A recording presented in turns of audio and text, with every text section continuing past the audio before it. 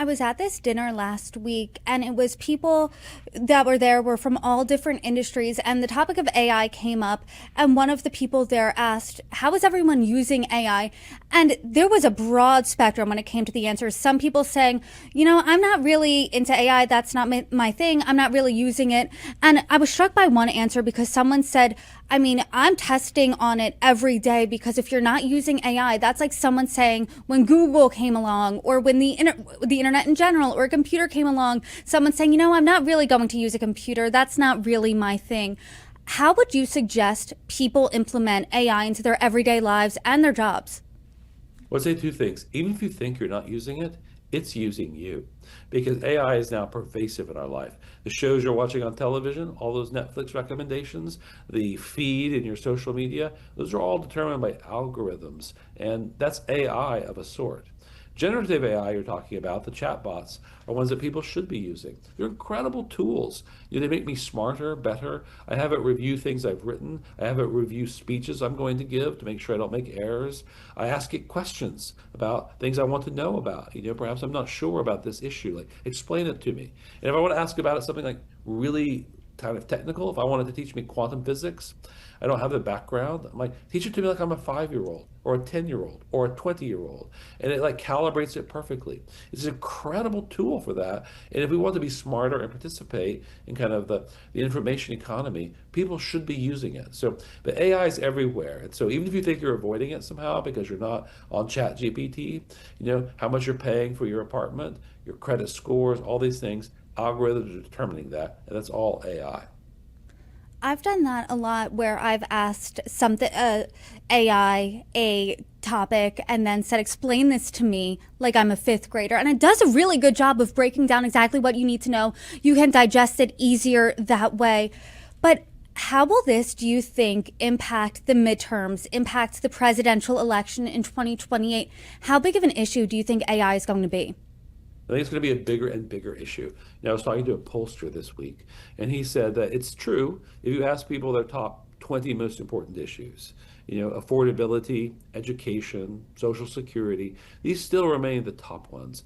But AI is increasing in salience faster than any issue he has seen in his polling career. And you see it on the ground where people are protesting data centers, often in very red states. But these are not NIMBYs, these are not liberals, these are Trump voters who are very concerned about it. I do think by 2026, when these midterms come around in a few months, it's going to be a more important issue. And by 2028, I think it's going to be one of the 2 or 3 most important issues in the country. And every presidential candidate is going to have a position on it.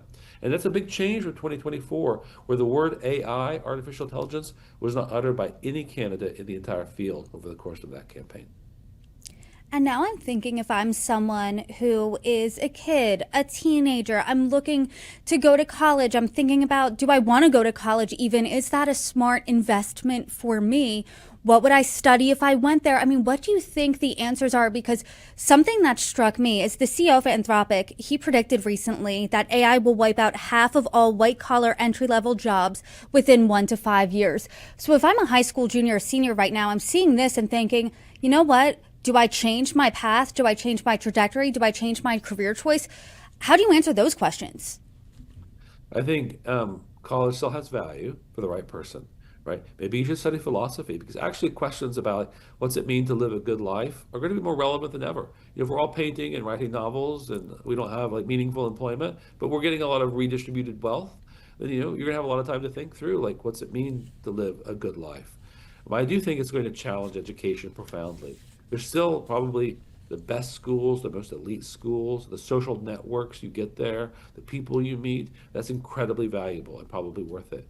But day in, day out, I think college is going to become less important. And you see this actually in the market. Fewer and fewer jobs are being posted. You have a college degree as a requirement. That used to be everywhere. You had to have a college degree.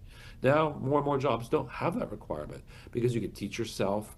There are new assessments. You can use AI actually to assess your capabilities. It used to be a college degree was like the only way we could know, like, were you actually conscientious enough? Did you have the human capital formation of college?